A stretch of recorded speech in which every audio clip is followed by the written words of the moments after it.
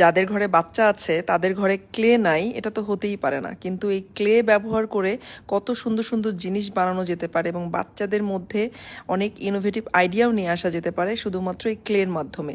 এই ক্লেগুলো যে তারা ঘরে বিভিন্ন জায়গায় ছড়িয়ে ছিটিয়ে রাখে, তো আপনারা কি করবেন, এই ট্রিকগুলো অবলম্বন করে জাস্ট সি এরকম সুন্দর সুন্দর জিনিস দেখলে তাদের মধ্যে আগ্রহ বাড়বে। এবং ওষুধ খেয়ে আমরা তো এই জিনিসগুলো ফেলে দেই, কিন্তু ক্লে দিয়ে এবং এই ওষুধের ফেলে দেওয়া প্লাস্টিকটা দিয়ে কত সুন্দর জিনিস বানানো যেতে পারে। জাস্ট সি, জাস্ট এই ট্রিকগুলো একটু ফলো করবেন, বাচ্চারা একবার দেখার পর অনেক অনেক ইনোভেটিভ আইডিয়া তারাই ক্রিয়েট করে ফেলবে এবং সেই সাথে আপনাদের ঘর সাজানোর জন্য বিভিন্ন ধরনের ওয়ালমেট তৈরি করে ফেলতে পারবেন।